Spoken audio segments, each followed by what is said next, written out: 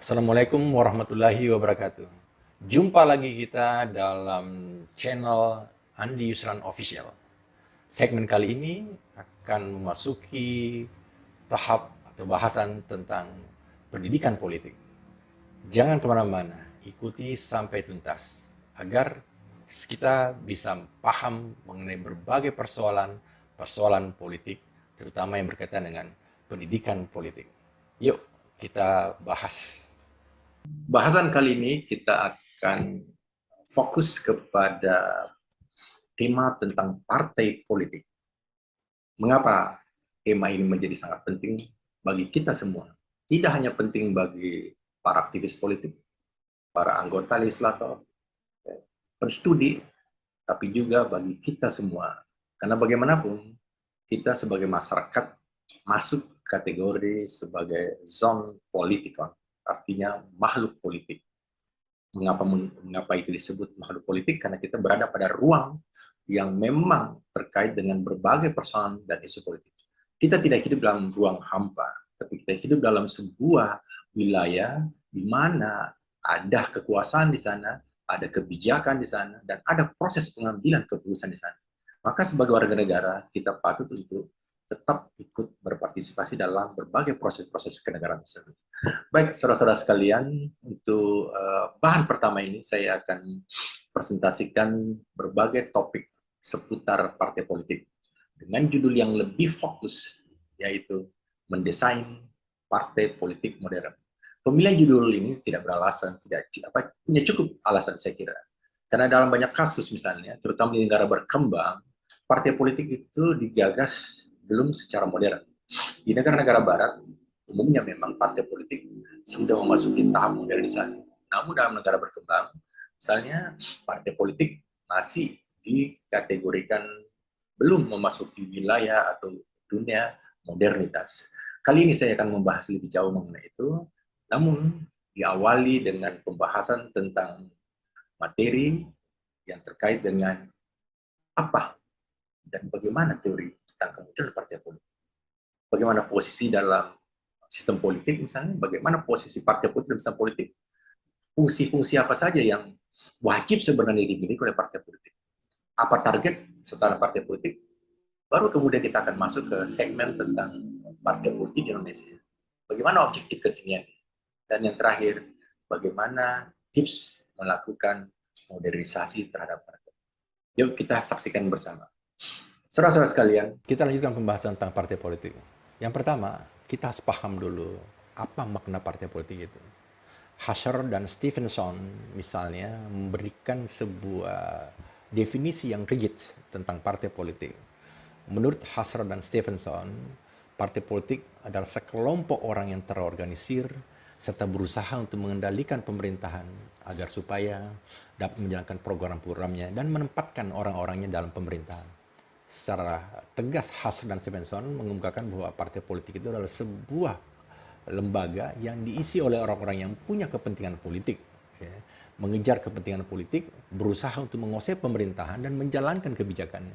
Jadi ini inti daripada partai politik itu. Jadi ketika kita mendengar istilah partai politik, maka asosiasi dalam pemikiran kita sudah jelas bahwa partai politik didirikan dalam kerangka untuk mengejar kekuasaan, mengambil alih kekuasaan dan menjalankan program-programnya sesuai dengan apa yang sudah digariskan di dalam partai politik itu.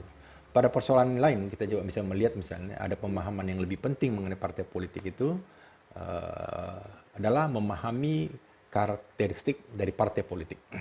Jadi persoalan kedua terkait dengan partai politik adalah setelah kita paham makna atau pengertian partai politik itu tadi, maka perlu juga kita pahami karakter dari partai politik untuk membedakannya nanti dengan organisasi atau institusi lain, katakanlah NGO misalnya. Karena ada sedikit perbedaan antara NGO dengan partai politik, di mana NGO pada posisi tidak mengejar kekuasaan, hanya berusaha untuk mempengaruhi kekuasaan. Sementara partai politik berusaha tidak sekedar untuk mempengaruhi kekuasaan, tapi bagaimana mengambil alih kekuasaan dan menjalankan program-programnya. Nah inilah yang perlu kita cermati lebih dalam mengenai karakter dari partai politik. Saudara-saudara sekalian, pertama, karakter partai politik itu bisa dilihat sebagai kelompok masyarakat yang mengorganisir diri dalam sebuah lembaga yang disebut partai politik tadi yang memiliki identitas. Ya, jadi catatan pertama itu adalah kelompok masyarakat yang beridentitas. Artinya partai politik, tidak ada satu partai politik yang tidak beridentiti. Artinya memiliki identitas. Di Eropa Barat misalnya, identitas itu macam-macam ya. Kita bisa melihat identitas itu terkait dengan ideologi yang dianut oleh partai itu. Di Inggris misalnya ada partai buruh, jelas ideologi tentang perjuangan buruh.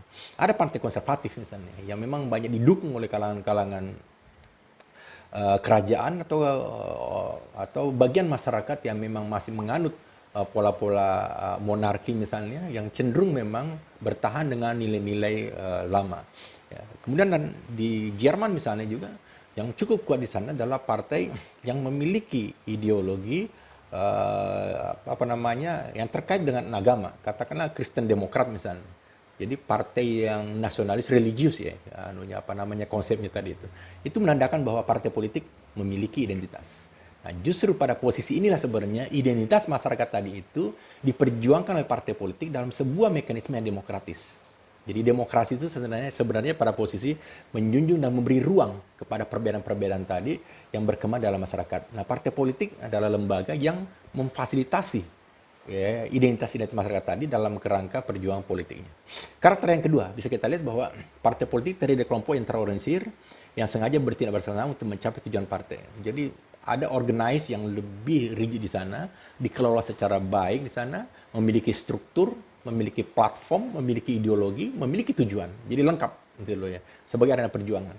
Karakter yang ketiga, memiliki legitimasi berupa hak-hak untuk mengkoordinasikan dan mengembangkan diri mereka. Jadi mereka diakui secara legal oleh negara ketika mereka memenuhi persyaratan, kemudian menjalankan fungsi-fungsi kepartaiannya. Dan yang keempat, bekerja melalui mekanisme politik pemerintahan, melalui proses pilihan rakyat. Artinya, partai politik berkuasa setelah mendapatkan legitimasi dari publik melalui proses-proses rekrutmen yang absah. Seperti misalnya melalui pemilihan umum. Ketika terpilih, maka partai politik punya legalitas atau legitimasi untuk menjalankan kekuasaan. Yang ketiga, karakter yang kelima yang bisa kita lihat untuk mengidentifikasi partai politik ini adalah adanya seleksi kandidat untuk jabatan-jabatan politik. Jadi partai politik digagas, dibentuk sebagai salah satu sarana rekrutmen politik. Ya. Partai politik memiliki tugas melakukan pendidikan politik, mengkader orang, kemudian mempersiapkannya menjadi pejabat-pejabat publik. Nah, itulah salah satu fungsi partai politik. Baik, kita lihat pada segmen berikutnya. Pertanyaan ketiga adalah ketika kita membahas tentang partai politik adalah bagaimana posisi partai politik dalam sebuah sistem politik, terutama sistem politik yang demokratis. Kita lihat pada tayangan ini, posisi partai politik dalam sebuah sistem politik itu sangat-sangat strategis. Dia berada pada posisi awal, demands, kemudian berada pada posisi proses, dan juga berada pada posisi output misalnya. Pada sistem politik sebagaimana yang saya gambarkan ini, ya, ini digambarkan secara baik misalnya oleh berbagai pakar ilmu politik, ya, ketika membahas tentang struktur fungsional di dalam sistem politik. Posisi partai politik pada posisi input misalnya di sini, ya, itu memberikan masukan kepada proses pengambilan kebijakan. Masukan-masukan ini digagas oleh partai politik, dicerna oleh partai politik, diartikulasi, diagregasi oleh partai politik untuk kemudian dibawa ke dalam ruang yang disebut proses politik. Nah, biasanya proses politik ini itu berada di pemerintahan maupun di legislatif, misalnya parlemen. Ketika dibahas berbagai persoalan kebijakan sana, undang-undang misalnya, kemudian partai politik juga memiliki perwakilan di sana ikut kembali membahas.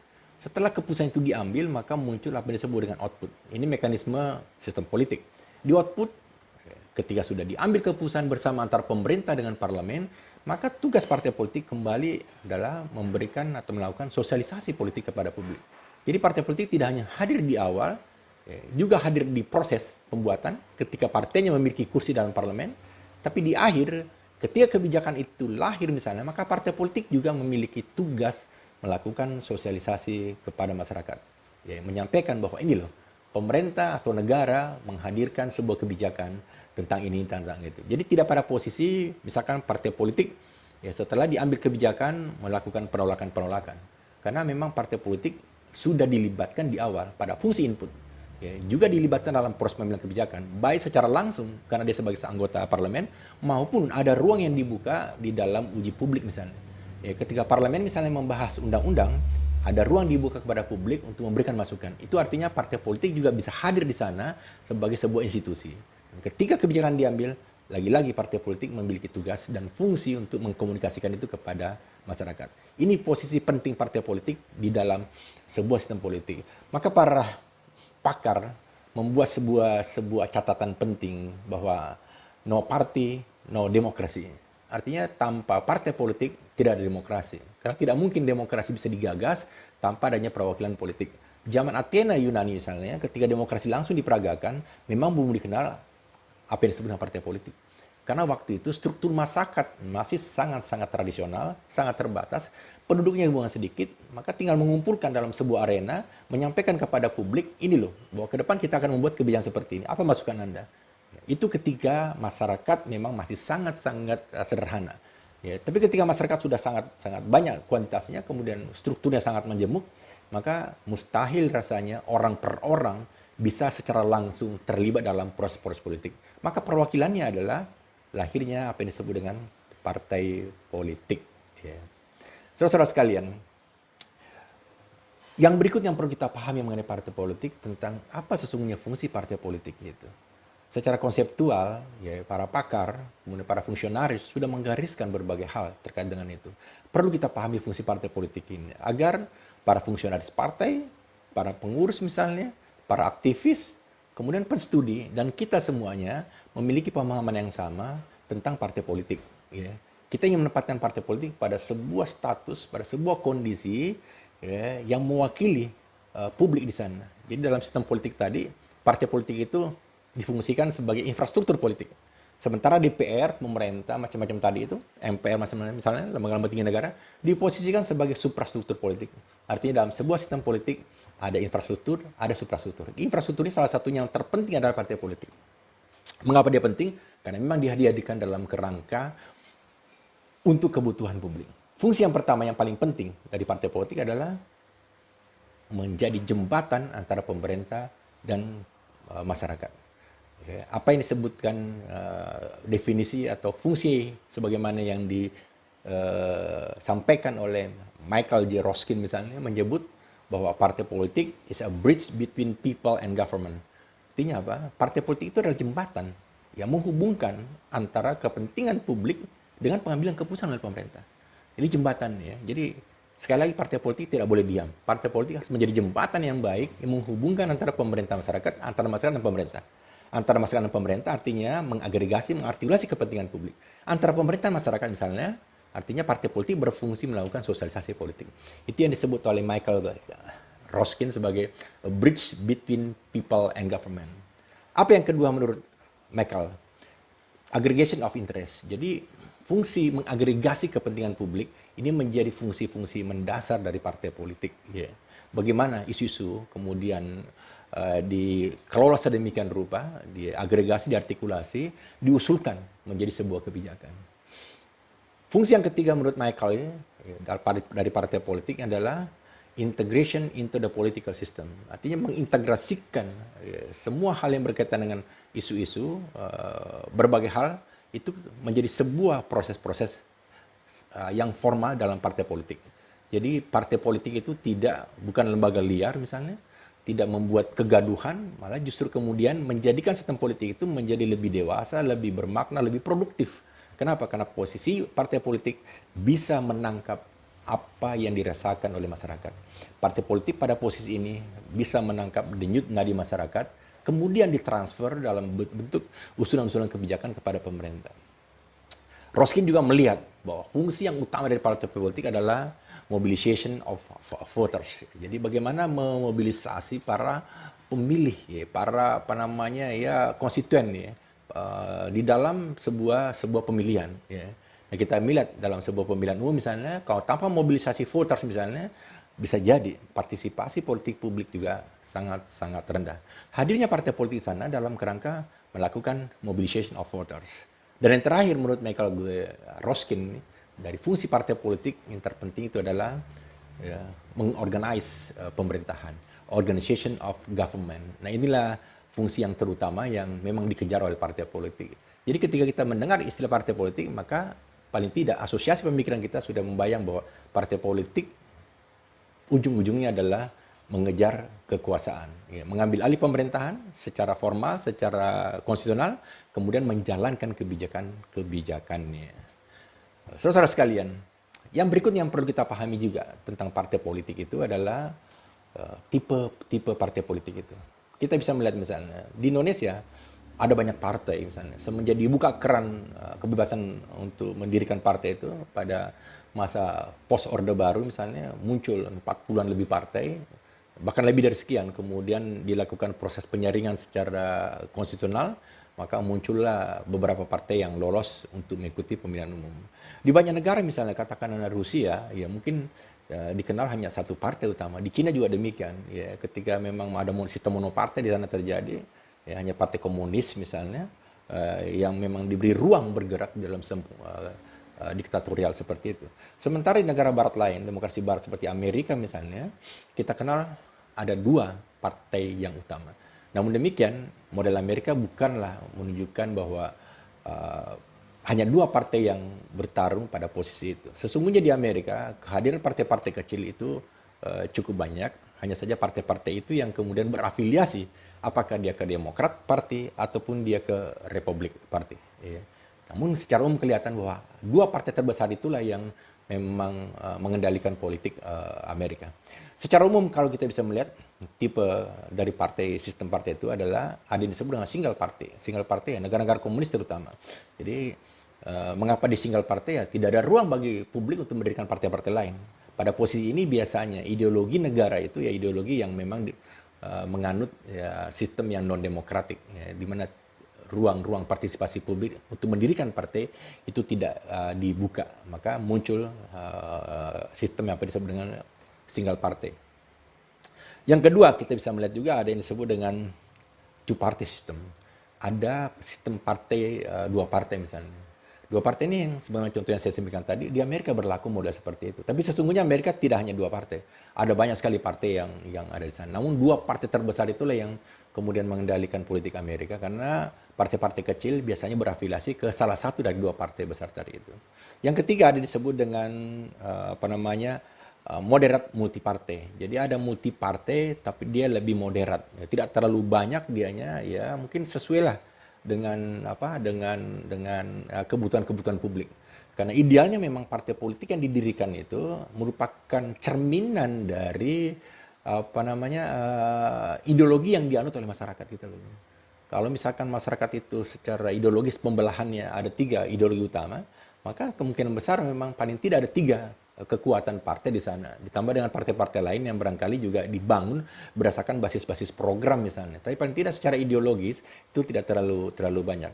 Itu namanya moderate multipartai. Dan yang terakhir, model keempat ada yang namanya fragmented multiparty system. Jadi multipartai yang terfragmentasi misalnya. Banyak negara-negara di Asia kemudian di Eropa mencoba memberikan mengembangkan model seperti ini, fragmented multi system party. Jadi secara umum sebenarnya kita kenal ada 4 tipe dari sistem kepartaian. Pertanyaannya adalah kita di Indonesia misal masuk pada kategori mana? Saya melihat kita masuk pada kategori moderate multi party system. Saudara-saudara sekalian, berbicara tentang partai tidak cukup dengan kita memahami mengenai apa karakternya, kemudian apa sasarannya, tapi juga perlu kita memahami apa target dari partai politik itu sendiri. Karena sebuah lembaga, institusi yang didirikan tentu memiliki target misalnya. Saudara-saudara sekalian, ada fenomena yang menarik misalnya.